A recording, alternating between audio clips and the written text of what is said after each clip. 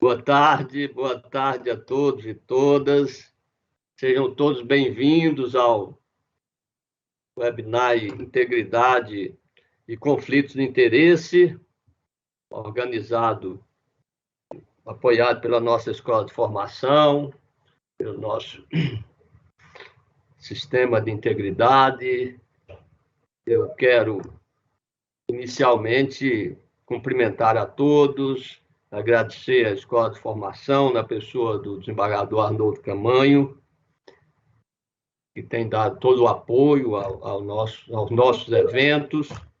Cumprimento ao Dr. Jaider Ramos de Araújo, nosso juiz auxiliar da presidência, que representa o eminente desembargador Romeu Gonzaga Neiva, presidente do TJDFT.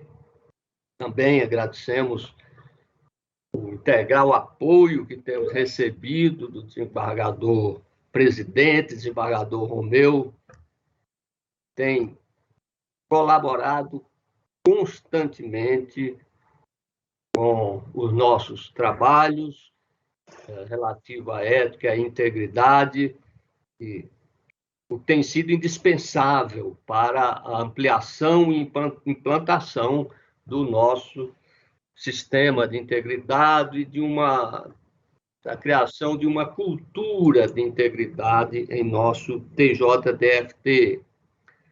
Cumprimento também doutora Thaísa, que é presidente da Comissão Multidisciplinar aliás, a doutora Thaísa é presidente da Comissão de Enfrentamento aos Assédios Moral e Sexual. Doutora Thaísa de Moura Guimarães tem colaborado conosco na presidência dessa comissão, muito importante também, que hoje é não só um dever, mas é obrigação do tribunal cuidar também desse tema. Então, cumprimento a doutora Thaísa e agradeço pela presença. Também cumprimento o doutor Fábio Esteves, que preside a Comissão Multidisciplinar de Inclusão, também criada dentro do nosso... É o subsistema que vai compor o sistema, todo o sistema de integridade. Então, agradeço a contribuição do doutor Fábio, cumprimento a todos os magistrados presentes, cumprimento aos servidores e servidoras e todos que estão participando desse evento. Nós ficamos muito interessados e hoje temos realmente esse compromisso com a integridade, buscar soluções, buscar fórmulas para ampliar todo esse sistema em nosso tribunal. E quero fazer aqui um cumprimento especial ao professor Rodrigo Fontinelli, que vem hoje trazer uma grande contribuição com a sua experiência, com o seu saber, para os nossos trabalhos.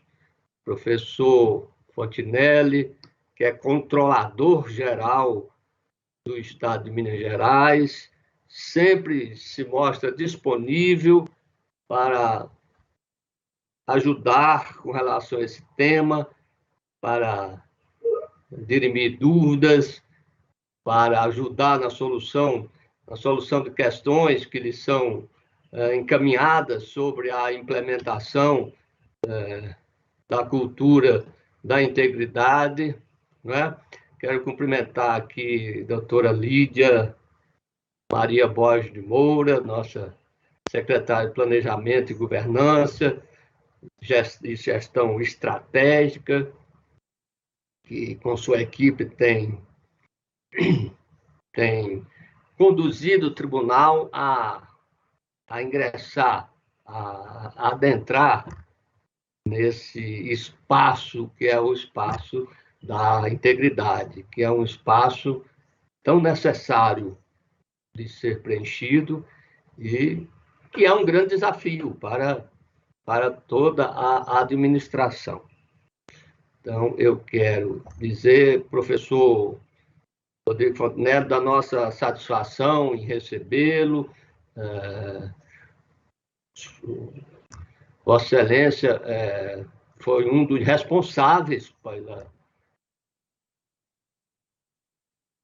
pelo estudo e pela a criação de bases para a cultura da integridade no Poder Executivo Federal, quando atuou na Controladoria Geral da União, e atualmente Vossa Excelência realiza também um trabalho de grande expressão do Poder Executivo de Minas Gerais, como controlador geral daquele estado, nessa linha de implementação da cultura da integridade nas terras da liberdade, das Minas Gerais. Portanto, nós realmente escolhemos um grande quadro de grande capacidade para colaborar com o TJDF-T nesse momento em que definimos essa estrutura e essas bases para a implementação da cultura da integridade em nosso tribunal. Esse tema tem se destacado não só no TJDF-T, mas em todo o Poder Judiciário. O CNJ tem tratado muito do tema, a resolução 410 de agosto desse ano apresentou diversas e trouxe muitas orientações para os órgãos do Poder Judiciário sobre a forma de estabelecer os sistemas de integridade. Também, recentemente, tivemos o primeiro encontro nacional sobre a integridade do Poder Judiciário para celebrar, né, para comemorar os novos rumos trazidos por essa resolução, pela resolução 410, e no encontro, ouviu-se muito falar da expressão homem consciente, que faz parte, inclusive, de uma obra do advogado Luiz Fernando Lucas sobre a era da integridade. Talvez essa tenha sido a expressão marcante no encontro, porque cada vez mais os cidadãos estão conscientes da necessidade de exigirem padrões de conduta, transparência e efetividade em todos os âmbitos da vida, inclusive naquilo que se refere à prestação de serviços públicos. Atributos como a imparcialidade, correção e honestidade dos servidores públicos, a priorização do interesse público sobre interesses privados, o combate à corrupção, a fraudes, tudo isso tem sido o farol que nós, servidores públicos, deveremos acompanhar, deveremos seguir essas orientações. E, assim, no evento que me referi, o homem consciente foi citado como uma marca a ser difundida em todos os lugares, não só no nosso país, mas no planeta, em que os valores éticos têm sido cada vez mais exigidos, seja na atuação pessoal, seja na atuação profissional. Eu costumo dizer que na iniciativa privada, já há mais tempo se vem trabalhando esse tema, com exigências, com compromisso, com um olhar direcionado nesse sentido. Então, a ideia de compliance, são ferramentas que a iniciativa privada tem se valido muito, não é? Além de perseguir a produtividade, trabalha muito com a questão ética. Muitas empresas hoje, isso é um padrão, né? Um padrão internacional. Então, é preciso que tenhamos esse olhar para a integridade, né? E que possamos inspirar líderes e pessoas engajadas com a honestidade, com propósitos corretos, com transparência, né? E no nosso TJDF temos um sistema, especificamente o Comitê de Governança e Ética da Integridade, que consideramos muito importante tratar do assunto que foi regulamentado pela Lei 12.813 de 2013, e que pode muito comprometer a integridade não somente dos líderes do setor público, mas todo agente público, que é o tema conflitos de interesse. Então, sobre esse tema, nós temos diversas dúvidas no nosso comitê, professor Continelli. Nós, inclusive, cuidando das normas de regimento interno e do comitê, há sempre uma discussão, né, sobre o conceito de conflito de interesse. Temos o conceito de conflito como uma situação gerada pelo confronto entre interesse público e interesse privado, né, de forma a comprometer um interesse coletivo, ou mesmo influenciar de maneira que não seja própria, de maneira incorreta, o desempenho de uma função pública. Mas esse conceito não é simples, porque nós, primeiro, que não há como fazer uma relação, não é, daqueles fatos que caracterizam o conflito, sempre em cima de casos. E nessa perspectiva, nós esperamos aqui a colaboração do senhor com relação a esse tema, de maneira que possamos cada vez mais preservar o interesse coletivo, agir com equilíbrio para não comprometer, de um lado, a liberdade individual e, por outro lado, também não cair em situações que possam configurar conflitos, né, em detrimento do interesse público. O assunto não é simples e é por isso que nós convidamos Vossa Excelência para contribuir conosco. Então, eu quero encerrar essas breves palavras, mais uma vez agradecendo a sua presença e aguardando que os debates sejam muito proveitosos para o nosso tribunal. Agradeço muito a todos. Eu estarei também participando da sessão, mas plugado aqui no evento, tá bem? Já deixo o meu abraço aqui ao professor Rodrigo e a todos. Muito obrigado.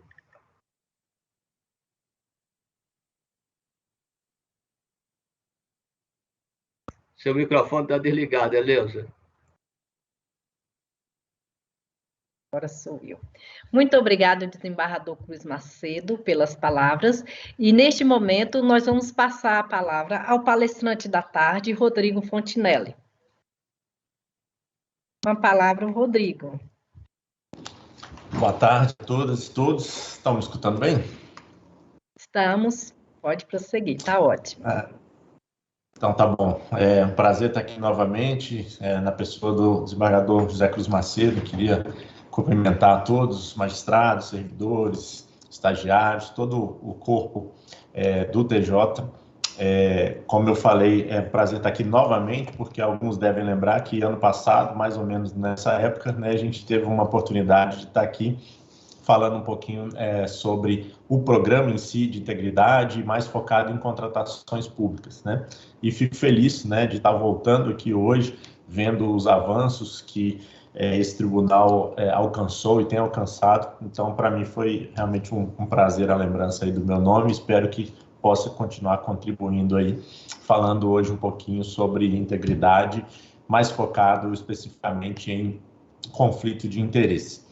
Eu vou compartilhar a minha tela, pessoal, e aí eu só queria que vocês depois me falassem se já está.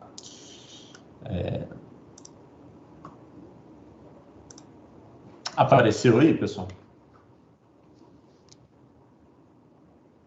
Apareceu, sim. Apareceu, professor. Está aparecendo, pode prosseguir, por favor. Tá, combinado. Bom, então, o que a gente preparou nessa uma horinha aí de bate-papo com vocês, né? Para a gente falar de conflito de interesses, que é o que a gente chama de um dos riscos para a integridade, um dos riscos à integridade, a gente tem que voltar um pouquinho e contextualizar essa parte de integridade, né, novamente. Mas antes eu queria fazer, até para a gente, uma palestra depois do almoço, a gente precisa ter algumas alternativas aí para todo mundo ficar mais antenado, mais prestando um pouco mais de atenção.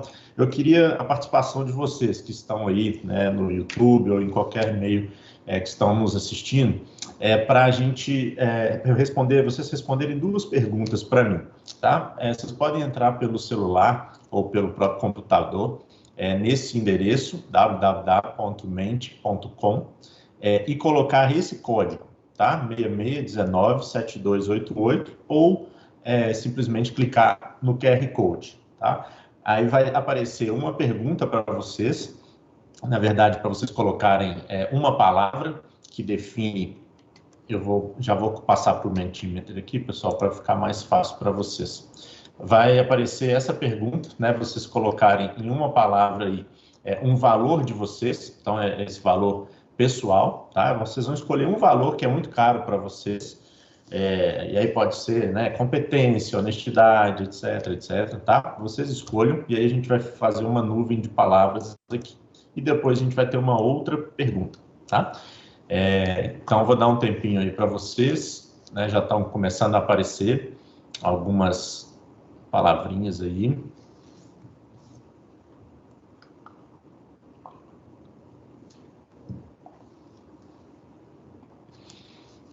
Nós temos mais de 50 no YouTube, né? Então vamos esperar aí pelo menos umas 20 contribuições aí para depois a gente passar para a segunda.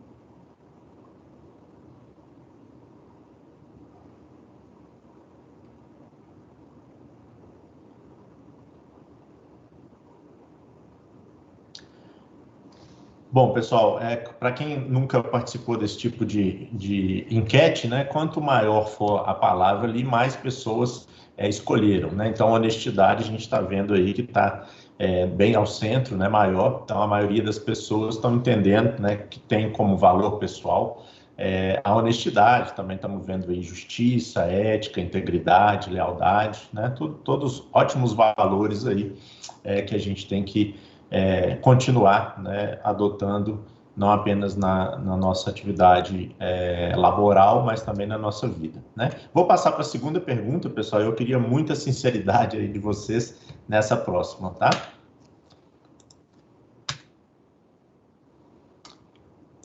Você já cometeu desvios éticos no trabalho? E aí temos 4 opções, pessoal. Temos sim, não, Não, mas eu conheço alguém que já fez, que já cometeu, né? E sim, e também conheço alguém que já tenha cometido. Fiquem tranquilos, pessoal, porque eu não sei quem está respondendo, não vou passar essa listagem para o pessoal do TJ, tá? Principalmente aí quem respondeu sim. É uma enquete mesmo, tem uma lógica, depois eu vou falar para vocês, uma lógica da gente fazer essa pergunta aí nesse começo.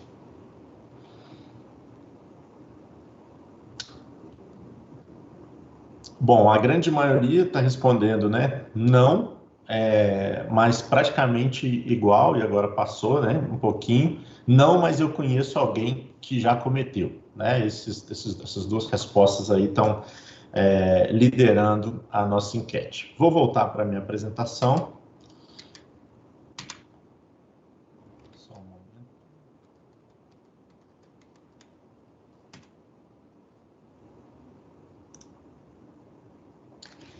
Voltou, pessoal? Estamos com a tela do Mentimeter. Tá, ótimo. Bom, pessoal, qual que é a lógica, né, da gente, e até foi bom o resultado, porque coincidiu com uma pesquisa que foi realizada em 2017, que perguntava, né, para a população brasileira em geral, perguntava em termos de quais são os principais valores, né, que a população entende que a pessoa, né, o cidadão, o indivíduo tem na sua vida, e a honestidade era um dos principais, assim como foi hoje, né, nessa nossa enquete. E, por outro lado, nessa mesma pesquisa, eles entendiam a sociedade como uma sociedade desonesta, uma sociedade corrupta. Ou seja, olha, eu sou honesto, eu não sou corrupto, né, eu não cometo desvios éticos, mas a sociedade, ela comete. Né? E é um pouco um contrassenso, né? No mínimo estranho, né? A gente que está inserido nessa sociedade, todo mundo achar, boa parte, todo mundo não, né? Mas boa parte achar que os outros são corruptos, cometem desvios éticos, mas eu não, né? E isso acabou se refletindo um pouco também aqui, e tem acontecido, né? Onde a gente faz esse tipo de pesquisa comportamental, né? É muito difundido, tem sido cada vez mais difundida essa questão comportamental, e é um pouco essa lógica, né, que a gente tem que trabalhar, né, e o próprio desembargador falou muito bem na parte da cultura, né, a gente tem que melhorar essa cultura para que a gente entenda que não apenas o meu valor, né, tá sendo levado, está sendo seguido, né, enquanto indivíduo, mas a sociedade em si, começando a partir da nossa organização, né, no caso de vocês, o tribunal, a gente possa melhorar essa questão de cultura de integridade, tá? Essas duas frases vocês sempre vão escutar, né, quando a gente está falando de integridade, ética, e quando se procura uma definição, né? Mas o que eu queria chamar a atenção hoje, né, para começar já a parte um pouco mais teórica da nossa tarde, é que tudo isso que tem sido falado, né, em termos de integridade no nosso país, e a própria resolução 410, também citada pelo desembargador, né, da resolução do CNJ instituindo sistemas de integridade, também está alicerçada, também está baseada num grande documento que a gente tem, né, que são essas recomendações, 13 recomendações da OCDE em relação à integridade pública.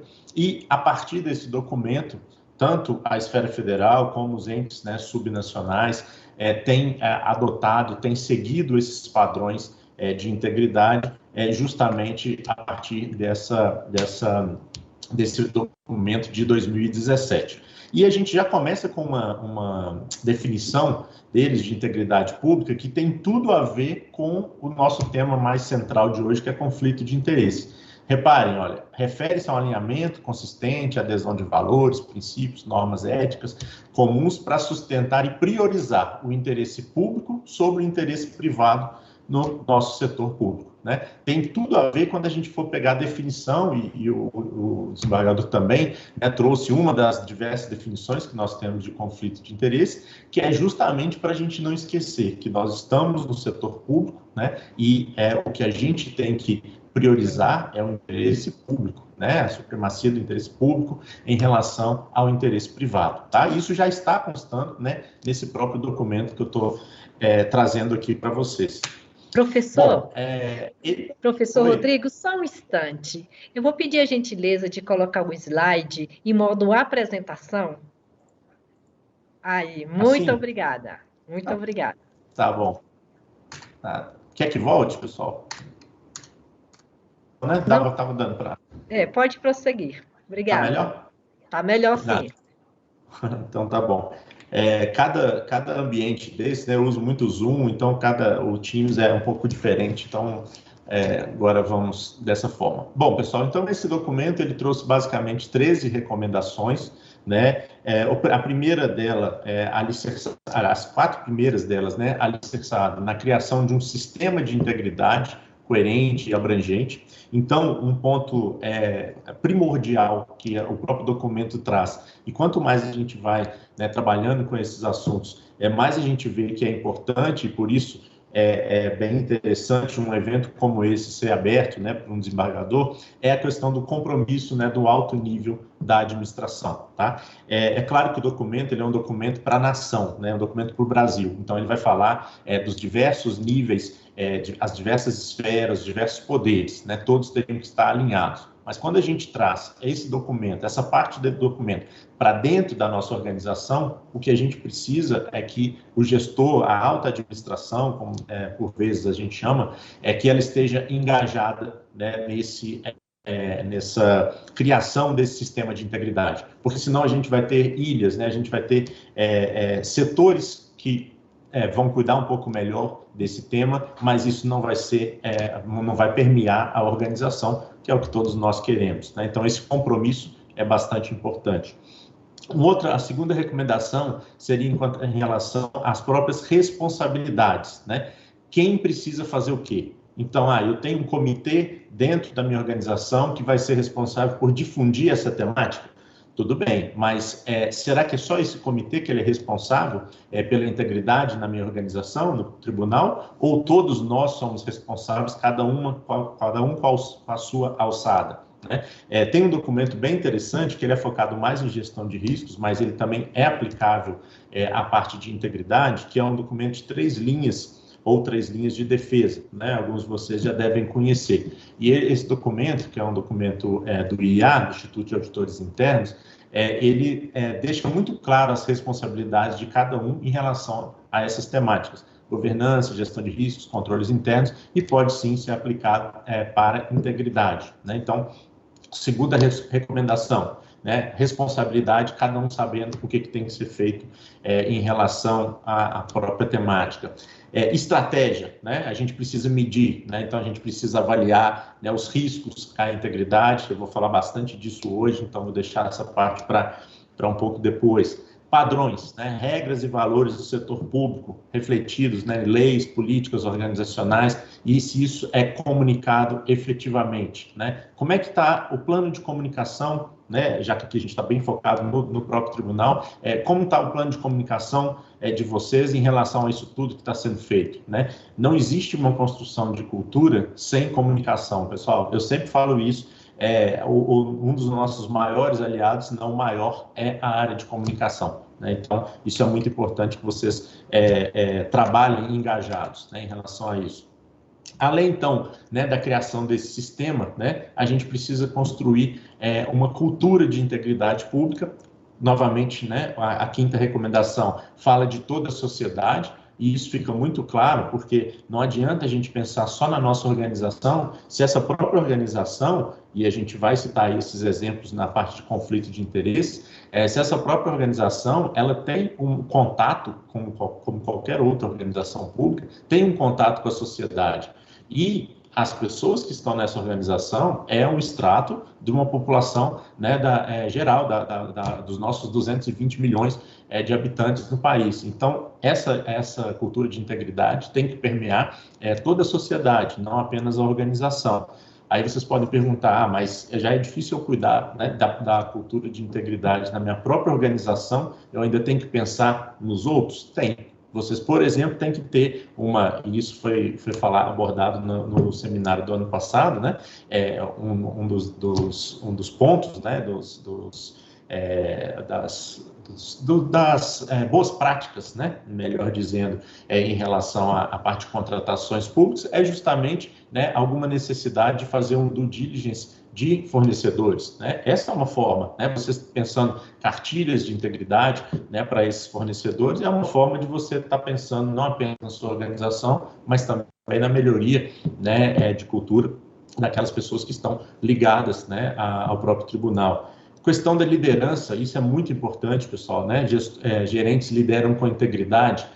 Os líderes, eles vão ser, né, o espelho dos seus subordinados, né? Então, as pessoas vão, pelo menos deveriam, né, olhar para os líderes, né, e falar, pô, esse cara realmente ele faz, né, o que ele prega, né, e não alguma coisa diferente, né? Então, a liderança tem um papel fundamental, e aí eu não estou falando só de desembargadores ou cargos mais altos do tribunal, eu estou falando de líderes, às vezes líderes até mesmo sem função, né? Liderança a gente sabe que não é só a questão da caixinha, né? Então, essas pessoas têm um papel fundamental na disseminação dessa cultura de integridade, baseado no mérito, né? Às vezes isso é um pouco complicado no serviço público, mas a gente tem boas práticas já em diversos setores, e aí não tem como eu deixar de falar, não falar, na verdade, né, de uma boa prática que a gente instituiu aqui em Minas Gerais, que é o programa Transforma Minas, né? Esse programa, ele é um processo seletivo, na verdade, né, para algumas vagas que são vagas de recrutamento amplo, né? Então, por exemplo, se eu tenho e aqui na Controladoria eu utilizo bastante, né? Se eu preciso preencher uma vaga de subsecretário, né? Ligado diretamente a mim, né? Eu coloquei essa vaga no Transforma Minas, aí as pessoas, os candidatos passam, né, por diversas fases, isso é muito transparente, então isso também aumenta a transparência no serviço público e também aumenta o mérito, porque as pessoas vão ser escolhidas, né, a partir de um currículo, a partir de habilidades, né, de soft skills, como a gente chama, até chegar no ponto de entrevista, né, nesse caso da vaga de subsecretário da CGE, comigo mesmo, né? Capacitação é o que nós estamos fazendo aqui, né? Acho que isso evoluiu bastante, principalmente na pandemia, né? Uma das coisas que a gente acabou sabendo lidar com todas essas ferramentas. Então, a capacitação é essencial para a gente difundir tudo que a gente quer falar sobre integridade, riscos, conflito de interesse, etc., né? Tem que estar aberto, né? Então isso é uma preocupação muito grande, não apenas a questão de abertura para denúncia, canais de ouvidoria, isso tudo, é claro, é bastante importante, é um braço fundamental para qualquer sistema de integridade, né? E isso também está previsto nas próprias resoluções lá do CNJ e decretos, legislações, mas também está aberto internamente em relação a melhorias do próprio programa, né? O programa de integridade, vocês já devem ter percebido que é uma melhoria constante, né? Ele nunca vai estar realmente pronto terminamos o nosso programa de integridade, vamos agora fazer outra coisa. Não, ele está sempre em evolução, né? E as últimas 4 recomendações está ligando a uma efetiva prestação de contas, né? Então, aí a gente vem com o documento da OCDE vem com uma recomendação em relação à própria gestão de riscos, novamente, né? Vou falar bastante disso, focando mais em riscos para a integridade ou riscos à integridade. Um outro braço fundamental, e disso vocês, né, entendem muito bem, o cumprimento em relação às violações, né? Então a gente tem que pensar ações preventivas. Qualquer bom sistema de integridade tem ações preventivas, mas ele também tem que ter ações robustas, né? Ações contundentes de uma resposta a uma violação à integridade. Só assim a gente vai construir prevenção, detecção e remediação, punição, correção. Aí sim a gente consegue desenvolver um bom sistema de integridade. Fiscalização, vocês também, né, uma parte aí dos próprios órgãos fiscalizadores, aí a gente tem, né, numa esfera aí federal, né, Ministério Público, controle externo ali com o próprio Congresso, o Tribunal de Contas da União, dentre outros, né? O documento também tem um enfoque grande nesses atores, né? E a participação, e aí a gente fala de governo aberto, a gente fala de necessidade de transparência total, tanto ativa como passiva, né, para que realmente, numa implementação de políticas públicas, a gente consiga essa participação real da sociedade, né, e não apenas como eu costumo dizer, para inglês ver, né? Então, para que a gente tenha essa participação da sociedade, a ferramenta número 1, né, é a própria transparência. Bom, mas por que a gente precisa, né, já que boa parte de vocês, né, colocou aí honestidade como o principal valor, né, e isso é refletido quando a gente faz essa pesquisa, como eu falei para vocês, na sociedade como um todo. Por que a gente precisaria realmente ficar falando desses temas, né, ética, integridade, ser lembrado em relação a isso? Existe uma pesquisa, pessoal, e aí quem já me acompanha há mais tempo já deve ter visto eu falar dessa pesquisa, é uma pesquisa comportamental também, bastante difundida, que basicamente ela diz que em torno de 10, 15% das pessoas já tem um perfil inadequado. Isso eu estou falando no mundo, tá, pessoal? Essas pesquisas foram replicadas em diversos países, começou nos Estados Unidos, depois passou para a Inglaterra e em diversos outros países, e não muda muito essa questão, o resultado dessa pesquisa. Tá? Então, agora eu estou falando, né, no mundo mesmo. Existe mais ou menos de 10 a 15% das pessoas que elas vão cometer o ilícito, pessoal, elas vão fazer as coisas erradas, né, e de desvios éticos à corrupção, passando por qualquer outro delito, independente, né, ou independentemente de tudo isso que a gente está falando, tá? Então, para essas pessoas, né, espero que não tenha nenhuma dessas pessoas com esse perfil aqui nos escutando hoje, mas para essas pessoas entrar num ouvido e sair no outro, como a gente disse, tá? Não adianta nada do que a gente está falando. Em torno disso também, 10 a 15% dessas pessoas, e aí é uma pena que seja só isso, elas já têm o perfil adequado, tá? Ou seja, elas também não precisam de nada disso que a gente está falando, porque independentemente dela escutar falar de ética, escutar falar de integridade, etc., ela vai sempre fazer da forma correta, independente da forma como os outros estiverem agindo, se existe campanha de integridade, se existe programa, se existe sistema, se existe punição ou não, ela vai fazer da forma correta. O problema, pessoal, é que 70% mais ou menos da população, ela age conforme as regras. E mais do que as regras, ela age conforme ali o que o outro está fazendo, o que os outros estão fazendo, né? Então, é por isso que a gente precisa realmente falar de integridade, falar de conduta exigida ou conduta esperada, né, no local do trabalho. Porque se tiver, por exemplo, eu vou trazer exatamente esse exemplo lá no final, que foi uma campanha que a gente fez no Ministério do Planejamento. Se tiver uma pessoa vendendo, né, docinhos no tribunal, tá? E isso sendo proibido, mas está todo mundo comprando esses docinhos. Ninguém está falando que essa pessoa está descumprindo determinada legislação, determinado normativo. E 70% das pessoas vão pensar o seguinte: olha, talvez não tenha problema mesmo, né? Então também vou fazer vou vender alguma coisa aqui, porque aí eu consigo melhorar minha renda, né? Acrescentar algo na minha renda. Por quê? Porque as pessoas 70% delas vão agir da forma como todos estão agindo, ou da forma como é o esperado ali, a conduta padrão naquela organização e na sociedade como um todo, tá? Então, por isso que a gente tem que, para tentar, né, transformar esses que estão aqui, né, ilustrados como amarelinhos em verdes e não vermelhos, é que a gente precisa, né, focar no nosso ambiente, construir essa cultura de integridade que a gente tanto tem falado, tá?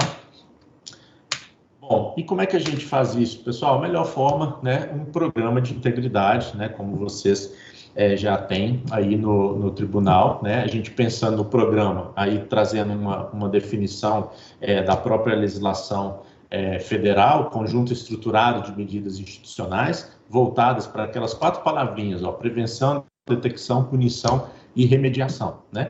E depois de um programa, e reconhecendo que algumas instituições acabam fazendo uma confusão ou até trazendo nomenclaturas distintas, mas reconhecendo que existe uma diferença entre esses dois, você fazer um bom plano de integridade, que basicamente vai ser um documento com ações, né? Um plano de ação mesmo. Olha, para eu atingir, né, todos os meus objetivos e de uma forma ética, íntegra, justa, honesta, proba, etc., tá? Eu preciso cumprir essas ações. No nosso caso aqui em Minas, por exemplo, na CGE, a gente tem o nosso plano de integridade com 58 ações, tá? Então, eu acompanho semanalmente essas ações, como é que elas estão sendo desenvolvidas, porque no nosso entendimento, quando a gente realmente conseguir cumprir todas essas ações, vai aumentar a chance da gente entregar aquele resultado, né? Aqueles objetivos estratégicos, a nossa missão para a sociedade, e de uma forma ética, íntegra, honesta, proba, etc. Ok? Então, o programa de integridade, né, ou um bom sistema de integridade na instituição, é a melhor resposta, né, para isso. Bom, entrando um pouco, então, já na parte de riscos para a integridade, e riscos, ou riscos à integridade. Por que essa confusãozinha aí, pessoal? A legislação federal, né, que instituiu, inclusive, o sistema de integridade, tendo a CGU como órgão central, esse decreto, inclusive, é recente, ali de agosto, se não me engano, julho desse ano, ela traz, né, essa definição de riscos para a integridade. Eu gosto mais até da forma como está na nomenclatura de vocês aí, né, a partir da resolução 4 de 2020, que é riscos à integridade, tá? Independente disso, pessoal, a lógica vai acabar sendo bem parecida, né? Então, o decreto 10756 diz que a possibilidade de ocorrência de evento de corrupção, fraude, irregularidade ou desvio ético ou de conduta, né? Mas o que tem impacto onde? Nos objetivos institucionais. Já a resolução de vocês fala de vulnerabilidade organizacional, quebra de integridade, né? Mas integridade aqui a gente pode entender mais como um gênero de diversas outras espécies, né? E preocupado com o quê? Com aquilo que impacta o objetivo, né, do tribunal, beleza? Então, está bem escrita, vamos dizer assim, essa definição de vocês, porque está focado em quê? Objetivo, né? Quem já me viu falar sobre gestão de risco sabe que sempre eu falo que para a gente fazer gestão de riscos a gente só precisa ter um objetivo, né? E a gente sabe que o TJ tem um objetivo, então existem riscos que podem atrapalhar, fazer com que vocês não alcancem, né, da forma como vocês gostariam, os objetivos institucionais, tá? Bom, se existe, né, riscos para a integridade, eu preciso fazer uma gestão desses riscos, né? Então, quando a gente fala de um bom programa de integridade, a gente fala de um mapeamento dos riscos para a integridade, né? E a gestão disso vai ser o quê? Uma ferramenta, né, para a gente identificar essas fragilidades e dar uma resposta. Não adianta só identificar se eu não vou implementar respostas para mitigar, para reduzir aqueles riscos, né, de fraude, de corrupção, de desvios éticos, de conduta, etc. Tá? Bom, quais são os principais riscos que a gente tem para a integridade? A base desse slide é um documento da própria CGU, que fala de riscos né, para a integridade ou à integridade. O primeiro deles, né, é o nepotismo, né, e aí não preciso explicar muito aí para vocês, né, infelizmente isso acaba caindo aí nos tribunais, né, para julgamento. Infelizmente a gente acaba tendo ainda a presença de muitos atos, né, de nepotismo. Cada vez eles estão mais, vamos dizer assim, não vou dizer complexos, mas tentando, né, ludibriar um pouco mais a administração. Então, atualmente, a gente tem muitos nepotismos cruzados, né, isso é muito mais difícil da gente pegar por um cruzamento de dados, por exemplo, né? Então, infelizmente, isso existe, né, esse risco à integridade do nepotismo. Abuso de posição ou poder em favor de interesses privados, né? Então, eu vou valer do meu cargo, né, para colocar alguma pessoa em determinado lugar, porque eu quero, né, tem algum interesse ali privado nos atos dessa pessoa. A própria rachadinha, né, que sempre está aí em noticiários, etc. Pressão interna ou externa, ilegal ou antiética, para influenciar um agente público, né? Então, isso também, todos os nossos servidores estamos, vamos dizer assim, propensos a esse tipo de pressão, né? O que a gente tem que fazer é não aceitar, claro, esse tipo de pressão, né? Solicitação ou recebimento de vantagem devida, também é o que a gente acaba pegando, a gente, eu digo, órgãos de controle, né? Isso em última instância acaba caindo aí para vocês também, né? Um recebimento de propina, por exemplo, uma solicitação, né? Utilização de recursos públicos em favor de interesses privados, né? Eu dei uma palestra esse ano para várias turmas de prefeitos que a ENAP fez um curso, né, para esses novos prefeitos que entraram agora, né, e uma coisa e prefeituras pequenas, né, de todo o Brasil, e uma coisa que alguns deles até nem sabiam que era proibido, né, por exemplo, o trator da prefeitura, né? No fim de semana o trator vai ficar parado, né? Não tem tratorista para fazer as obras da prefeitura lá. Eu não posso pegar, mesmo que eu pague o óleo, eu pague o tratorista à parte, mas eu não posso pegar meu trator para ir lá fazer um serviço na minha fazenda ou no meu sítio. Claro que não pode, pessoal, né? E alguns municípios, inclusive, já tinha isso regulamentado, né? Por mais estranho, né? Para não usar outra palavra que possa parecer, né? Claro que não pode fazer isso. E, por último, né, a gente entra na nossa parte aí mais focada, que é a parte de conflito de interesse, tá?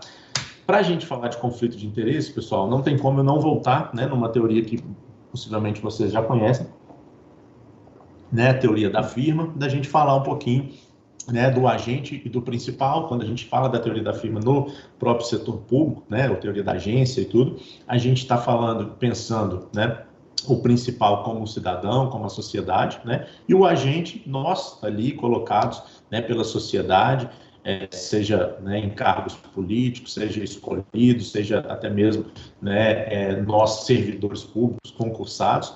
Por quê? Porque todo o interesse, né, de todas as nossas ações, independente do poder ou da esfera, deveriam estar focados em quê?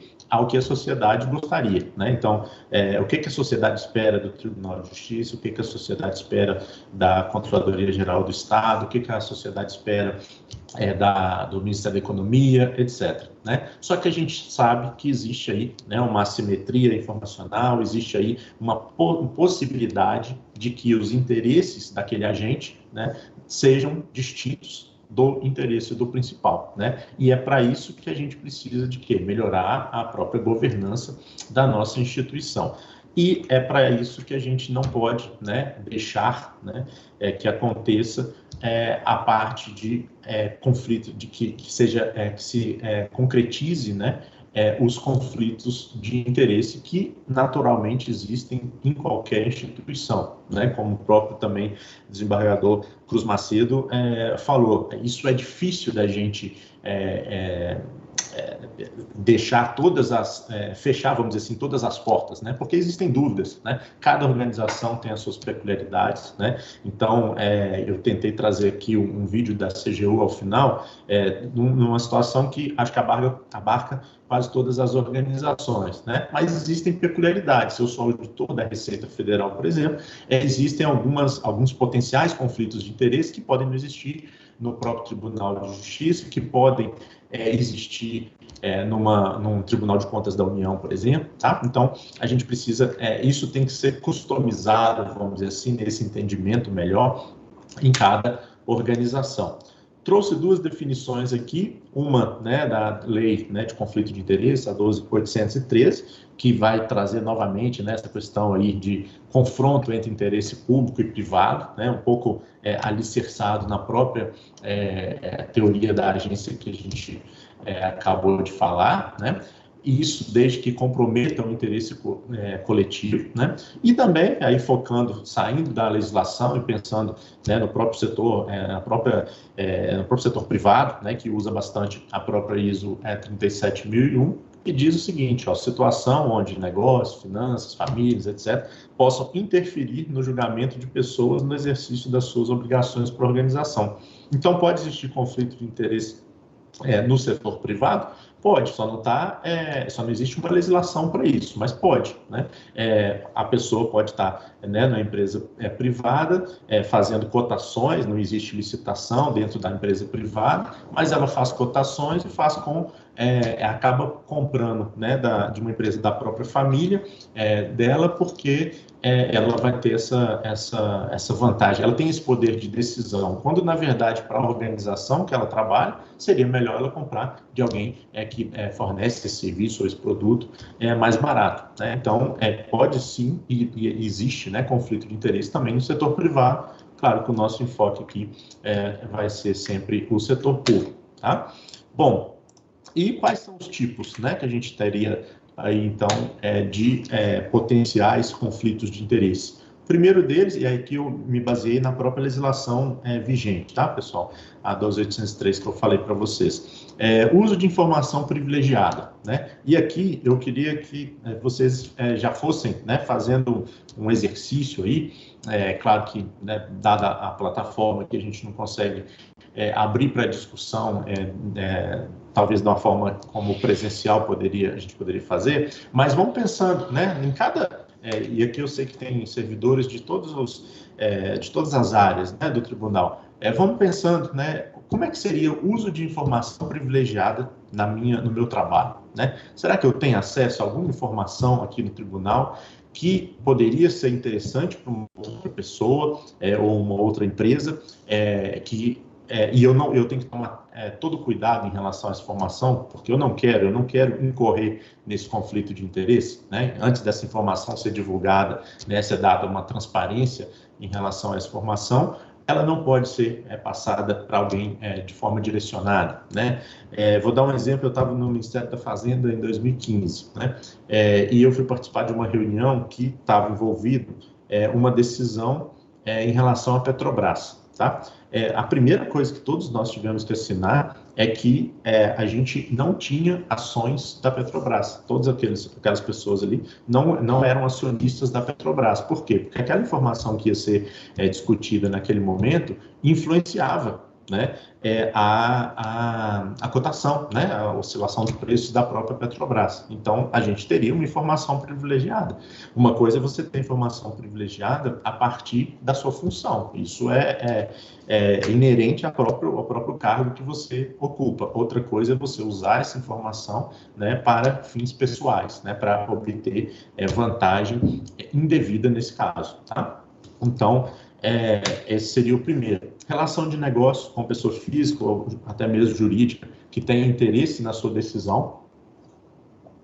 Vou dar um exemplo aqui meu atual, né? Como eu sou o controlador, as demissões do serviço público aqui em Minas Gerais, com exceção das forças, elas acabam vindo para mim, né, por delegação do governador.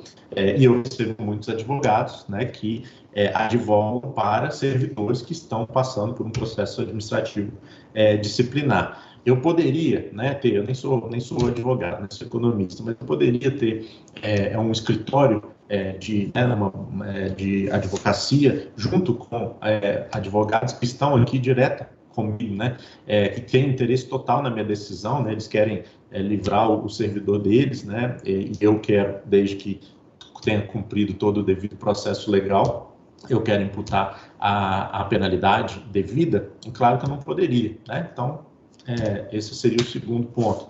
Atividade privada incompatível com cargo, né? Esse é um ponto, talvez que seja um ponto mais específico de cada organização, de cada carreira, né? Mas tem dúvida, pessoal, em relação a isso? Questione, né? Vocês devem ter os canais, né, de consulta, né? No Poder Executivo a gente tem 2 canais, tanto na CGU como na própria CEP, né, na Comissão de Ética Pública. Então, olha, eu tenho dúvida? Não, é só docência. Eu não tenho nenhuma outra atividade que não seja docência. Não, docência está muito explícito que eu posso fazer. Mas qualquer docência você pode, né? Eu estou só deixando algumas perguntas aí no ar, tá? Alguns órgãos permitem outros tipos de atividade privada, né? Outros são dedicação, outras carreiras, né? Tem dedicação exclusiva. Então, isso tudo a gente tem que pensar. Atuar como intermediário junto à administração. Fiquei sabendo que você trabalha lá no Tribunal de Justiça. Tem jeito de você olhar isso aqui para mim?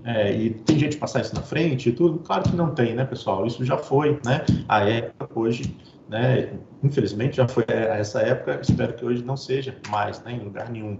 Praticar atos em benefício de uma pessoa jurídica, né, em que participe o servidor, o parente, um pouco do exemplo que eu dei no setor privado, né, de você contratar, não, estou com 3 propostas aqui, mas vou dar preferência para o meu tio, porque ele está precisando, está passando por dificuldade na família e tudo. Pessoal, não pode, conflito de interesse, né? Se ele fosse, né, se fosse o caso do melhor preço, melhor serviço, etc, né, seguindo todos os ritos ali da própria administração, aí tudo bem, né? Receber presente de quem tenha interesse em decisão, né? Isso aqui também é um outro ponto que é regulamentado, né? Em cada poder, em cada esfera tem um nível diferente disso, né? Alguns pegam por valor, R$100, R$800, etc, tá? Qual que é o ponto crucial aqui, pessoal? Não é questão do valor, qual a motivação dessa pessoa me dar esse presente, tá? Não, ele está me dando esse presente porque a gente já tem uma amizade há muito tempo atrás, ele não tem nenhum interesse na minha decisão e acabou que agora eu sou juiz, tá? Isso muito, consigo comprovar muito tranquilamente que esse presente não é por causa da minha função, e sim porque a gente é amigo de escola e hoje é meu aniversário. Isso é uma coisa, né? Outra coisa é a pessoa que chega lá com um presente, né? Um Rolex, uma caneta de ouro, qualquer coisa do tipo, interessado numa decisão de qualquer pessoa, tá? Se tem o exemplo de juiz, porque a gente está falando aqui no tribunal, mas poderia ser um auditor, poderia ser um pregoeiro, poderia ser qualquer pessoa, tá?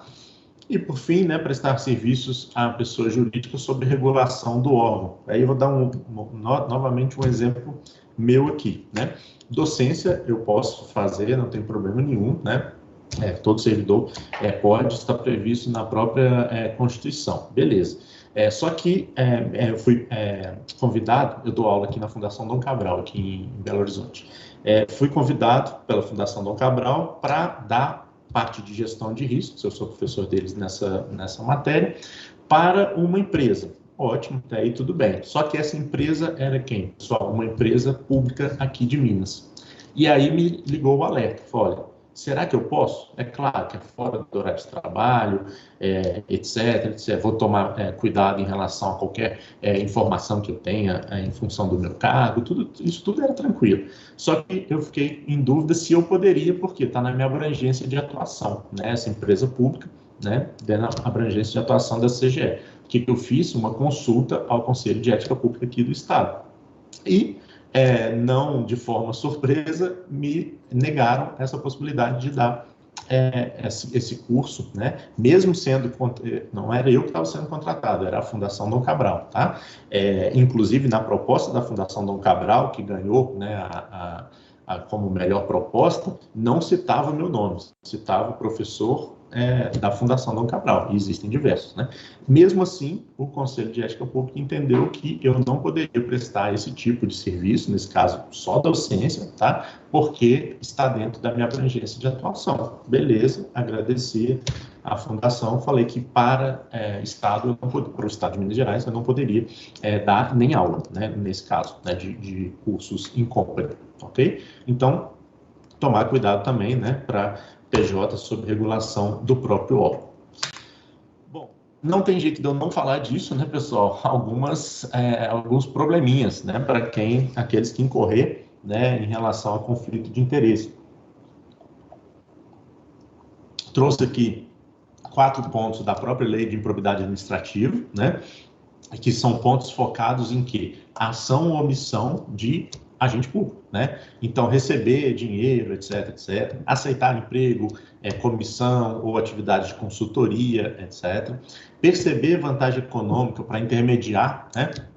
Aquele jeitinho ali, né? Intermediar a liberação ou aplicação de verba pública. Não, então, eu recebo 10% ali para adiantar uma verba que só seria paga daqui a um ano, ou para influenciar numa escolha, né, em relação a uma verba pública, etc. E aquele ponto que a gente falou em termos de informação privilegiada, né, revelar ou permitir que chegue ao conhecimento de terceiro antes de divulgação oficial. Então, olha, eu sou da comissão de concurso, né, do meu órgão, né, e sei que as matérias que vão cair ali no concurso que vai ser publicado, o edital, daqui a um mês, né, eu já tenho acesso a todas essas matérias, e meu sobrinho está estudando para esse concurso, né, então eu já vou passar para ele direcionar mais o seu estudo. Claro que não pode, né, pessoal? Isso está previsto, inclusive, como sanção, né, no próprio artigo 12, se não me engano, da Lei de Improbidade Administrativa. Mas a gente não precisa ir tão longe, né, pessoal? Se a gente pegar o código de vocês, né, o anterior, né, não esse que vai entrar em vigor, mas o anterior, eu fui buscar lá, ó, são deveres fundamentais do servidor, artigo 12, né, evitar quaisquer ações ou relações conflitantes, etc., que possam suscitar conflito de interesse, né? Então, além de toda a legislação vigente, a gente tem também, né, o normativo interno aí de vocês, que não, né, não permite, né, esse tipo de ação, tá? Aqui só 2 casos para a gente ver como é que isso tem sido feito, né, tem sido julgado, né?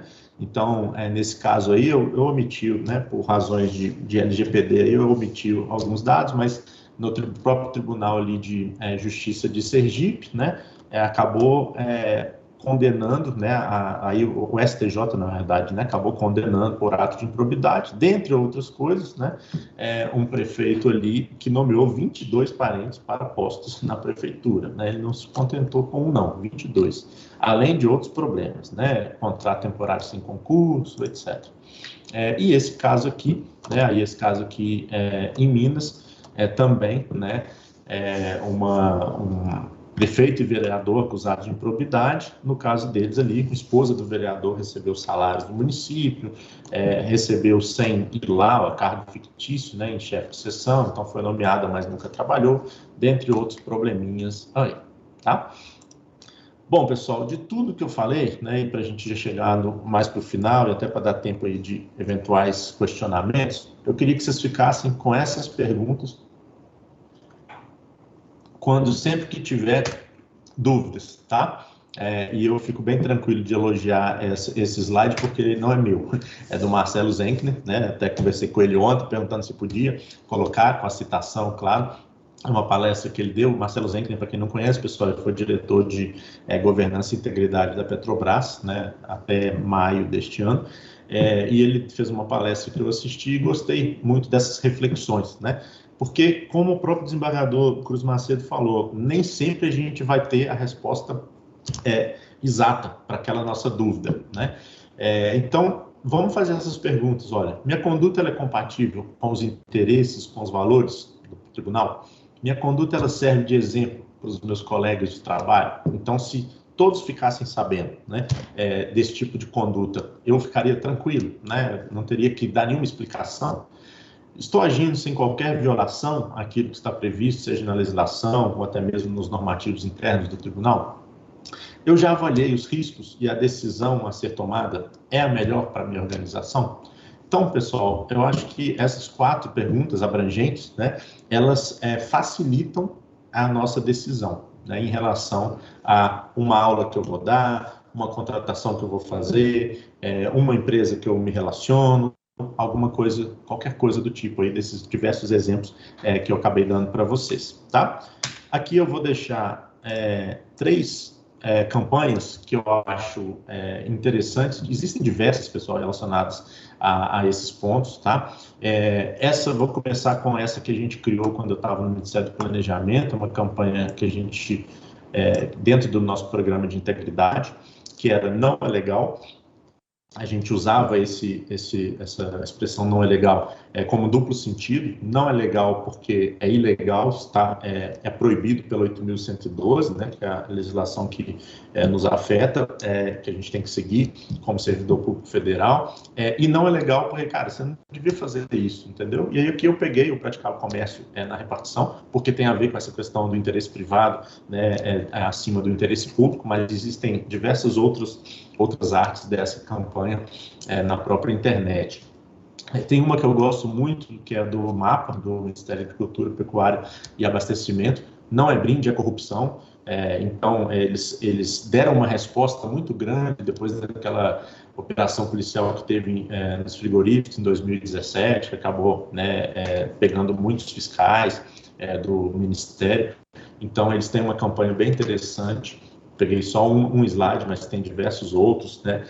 Não é ajuda, é corrupção, né? Dentre outros. E uma que a CGU fez lá atrás, focada especificamente em conflito de interesse, que era mostrando os canais que ela tinha, que na verdade que o servidor tinha, em caso de dúvidas. Porque muitas das vezes, conflito de interesse, pessoal, não é ato doloso, né? Às vezes a pessoa tem dúvida, às vezes ela faz com o dolo mesmo, né? Mas com a intenção mesmo, mas às vezes não, às vezes ela tem dúvidas. Então, tem que ter canais para ela tirar essa dúvida, né? E aí a CGU divulgava o próprio canal dela, né? Com esse tipo de campanha, pensando em dar aulas, quer dar consultoria, né? Etc. Aqui eu vou mostrar para vocês, pessoal, um vídeo de uma campanha, essa campanha mais nova, tá? Da CGU. Existem diversos módulos desse vídeo. Só me avisem se começar a reproduzir aí, pessoal. Estão escutando? Está com som, tá ótimo. Exercer um cargo ou emprego público significa trabalhar pelo interesse comum, buscando o benefício de todos. Mas os agentes públicos podem ter atividades privadas, como, por exemplo, dar aulas.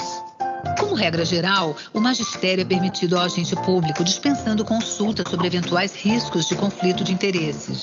Porém, existem normas e cuidados que devem ser seguidos.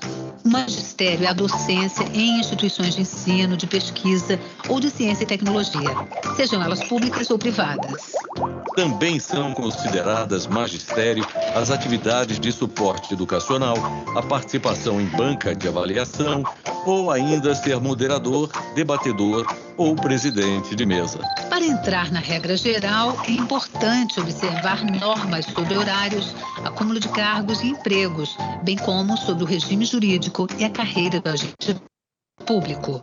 No seu órgão de trabalho, o agente público deve declarar impedido de atuar em processos que envolvam a instituição onde dá aula.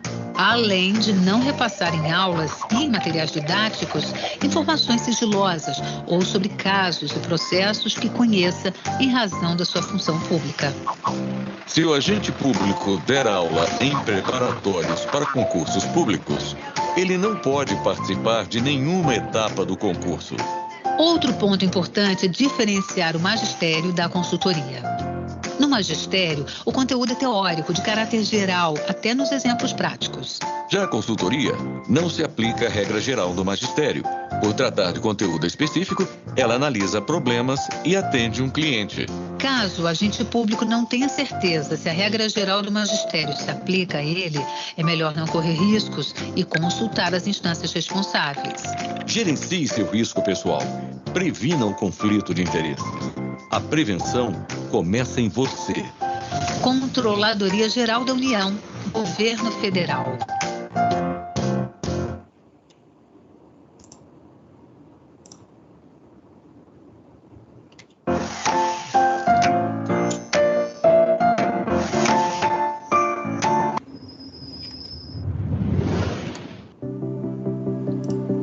Este é mais um projeto do Programa de Formação Continuada em Ouvidoria, o Profoco.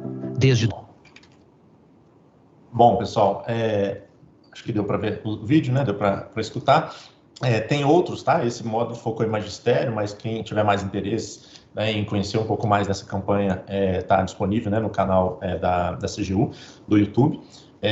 Vou finalizando aqui, deixando uma frase que eu gosto bastante do Warren Buffett, né, tem tudo a ver com essa parte de integridade que a gente tanto falou, principalmente na primeira metade aí do nosso encontro hoje.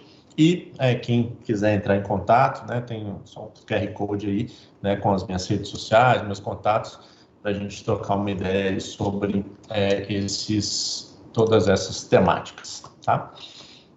Bom, agora fico à disposição, não sei se tem alguma pergunta, né? Devolvo a palavra aí para Eleusa, eu acho que é para ela, né? E agradeço mais uma vez aí a oportunidade. Um abraço.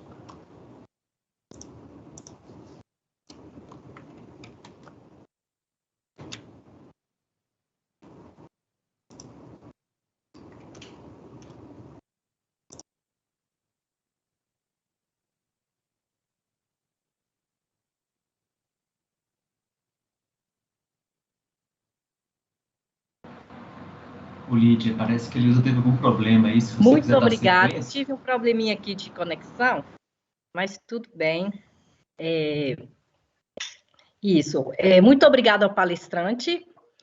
Neste momento, para continuarmos o nosso evento, nós vamos chamar a secretária de Planejamento de Governança e Gestão Estratégica, Lídia Maria Borges de Moura. Vocês escutam bem? Estamos ouvindo. Boa tarde, senhor desembargador Cruz Macedo, doutora Thaísa, doutor Jário, doutor Fábio Francisco. Muito obrigada, doutor Fontinelli, estou sempre trazendo muitos ensinamentos para que a gente possa realmente atualizar o nosso programa de integridade, né? Primeiramente, eu quero saudar os nossos colegas que estão assistindo esse webinar e agradecer muito a presença e o interesse de todos num tema tão relevante para que a gente possa, a cada dia, elevar a nossa instituição aos padrões de excelência. Eu vou fazer um breve anúncio e, na verdade, conclamar os senhores, porque nós estamos agora, depois desse evento, disponibilizando na intranet um formulário com o nosso código de conduta, o nosso novo Código de Conduta e Ética do Tribunal de Justiça. Esse documento ele tem sido desenvolvido a muitas mãos. Nós contamos com o apoio da Secretaria de Gestão de Pessoas, da Secretaria de Saúde, da Ouvidoria, uma equipe multidisciplinar na elaboração do Código de Conduta. Mas, na verdade, nós entendemos, como diz muito bem o doutor Fontinelli, e alguns colegas comentaram no chat, que o processo do programa de integridade, ele é cíclico, ele é contínuo, e ele exige o envolvimento de todos da instituição. Então, quando nós disponibilizarmos esse conteúdo, o que vai estar previsto? Quais são as condutas adequadas, né, que o tribunal espera do seu quadro de servidores, de magistrados, e quais são as condutas inadequadas? E, ao disponibilizarmos esse documento, o que a gente quer? Que os servidores se manifestem, que esse nosso código de conduta represente a expressão de todos nós, uma vez que a conduta ela é importante para a qualidade de vida no trabalho, ela é importante para o atingimento dos nossos objetivos estratégicos e relevante para a nossa entrega de valor público à sociedade, né? Então, eu peço a todos que contribuam, que entrem, que digam das condutas, se concordam, se não concordam das condutas que estão previstas, se há exagero, se está adequado a tudo que a gente espera do nosso Código de Conduta, porque, afinal de contas, ele é um instrumento fundamental para esse programa de integridade, né? E ele representa a todos nós. Eu quero agradecer muito o apoio do desembargador Cruz Macedo, da doutora Thaísa, do doutor Fábio, que hoje presidem o sistema de integridade do TJDFT. Nós temos um comitê de governança e 2 comissões, uma de enfrentamento aos assédios moral e sexual, e a outra de inclusão. Eu acho que hoje é um programa bem robusto. Quero agradecer imensamente o desembargador Romeu Gonzaga Neiva, nosso presidente, que confiou na equipe da Secretaria de Planejamento, Governança e Gestão Estratégica na implementação desse programa. E dizer também que nós contratamos uma professora, que é a Maíra Couto, que hoje é uma pessoa também muito preparada no tema, que está discutindo com um grupo de 50 pessoas que estão fazendo o seu curso o nosso Código de Conduta. Mas para que ele represente a expressão de todos e a vontade de todos, seria muito importante, é muito importante a participação dos senhores nessa pesquisa que se inicia hoje, após o evento, e vai até dia 12 de novembro, com todos os formulários disponíveis na intranet, para que os senhores possam responder o nosso código de conduta. É uma pesquisa um pouco longa, mas ela é fácil de responder, concordo, não concordo, concordo plenamente ou discordo plenamente, para que a gente possa consolidar ao final, junto com o nosso Comitê de Integridade e Ética, o nosso novo Código de Conduta. Obrigada. Eu vou chamar agora a nossa coordenadora do Núcleo de Integridade, Ana Luísa, que vai mediar as perguntas com o professor Fontinelli. Muito obrigada. Boa tarde, Lídia. Obrigada.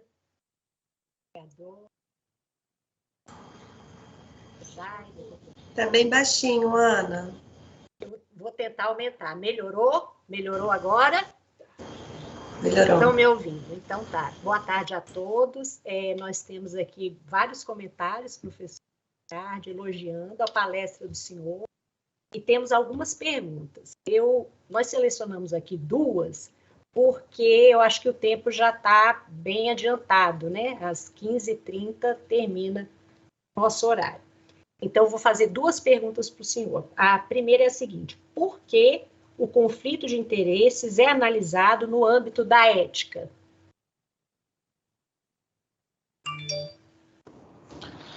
Obrigado, Ana. É porque o conflito de interesse é realizado no âmbito da ética, né? Porque eu estava baixo, assim, mais que isso, né?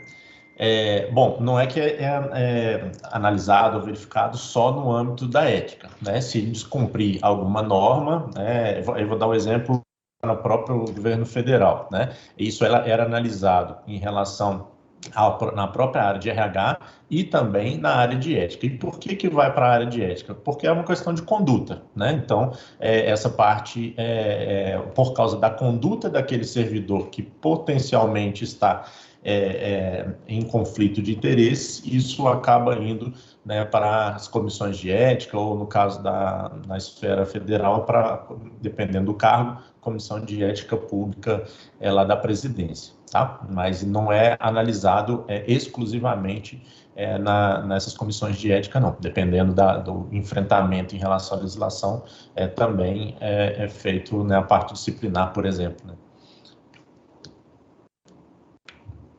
Professor, o senhor me ouve melhor agora? Sim, agora tá melhor. Outra pergunta. É possível, então, receber presente de amigo, colega em data comemorativa, por exemplo? Há um limite de valor?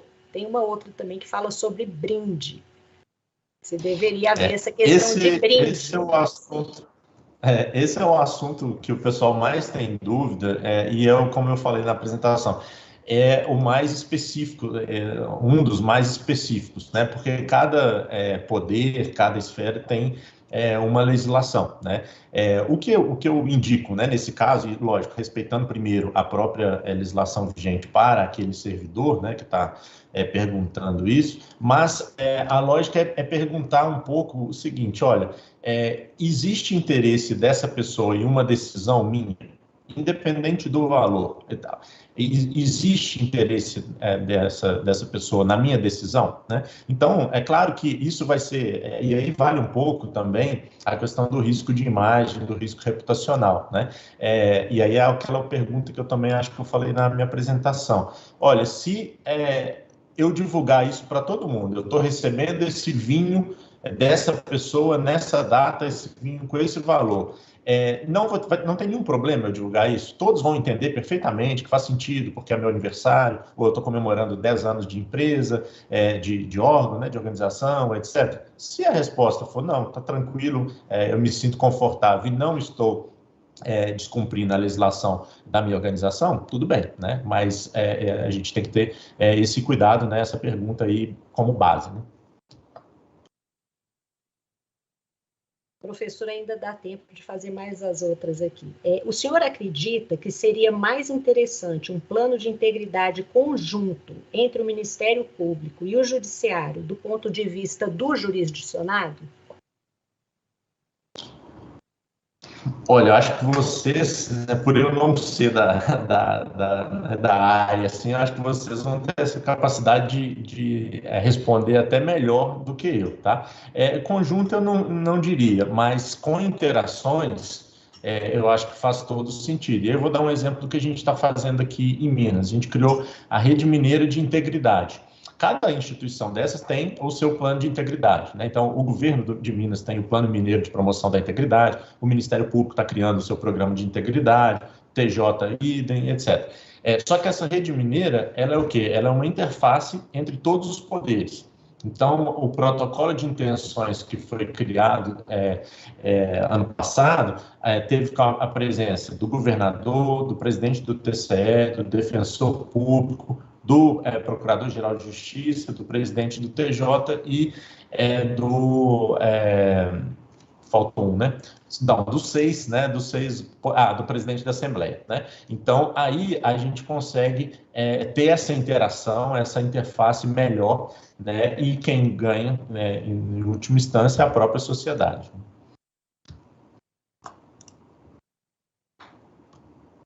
Outra pergunta, professor. É possível mensurar a integridade em uma organização? Se sim, como?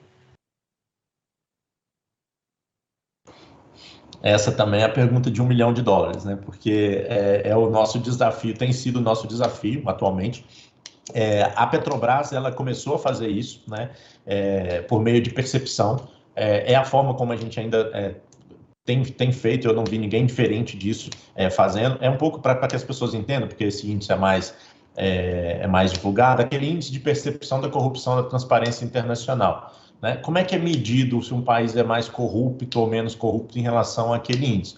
A questão de percepção. Então, são algumas avaliações com algumas pessoas ou instituições que eles fazem, dentro de outras avaliações em termos de legislação, força das instituições de defesa e controle do Estado, etc. Na parte de integridade, é o que tem sido feito, né? É o que tem sido feito pela Petrobras, que começou na frente, vamos dizer assim, e é o que a gente está tentando internalizar aqui também na CGE já para o ano que vem, tá? Mas medir realmente, né, algo muito cartesiano ali, a gente ainda não tem dessa forma. É mais em nível de maturidade mesmo. Professor, nós ainda temos mais 2 perguntas, mas vamos mandar para o senhor por e-mail, porque nós vamos passar a palavra para o desembargador Cruz Macedo para encerrar o evento. Obrigada, professor. Obrigado. Obrigado, Ana Luísa. Estão me ouvindo? Estamos sim, desembargador. Pode prosseguir. Pois não, professor Rodrigo Fontinelli, mais uma vez, muito grato pela sua presença em nosso TJDFT e realmente boas reflexões. Vamos continuar pensando muito nesse tema, cuidando bem dele, sobretudo, e envolvendo todos os nossos servidores, servidoras e magistrados. Muito obrigado, parabéns pela sua palestra e pelo seu trabalho. Grande abraço, obrigado à escola, obrigado aos organizadores. Eleusa, muito obrigado, uma boa tarde a todos.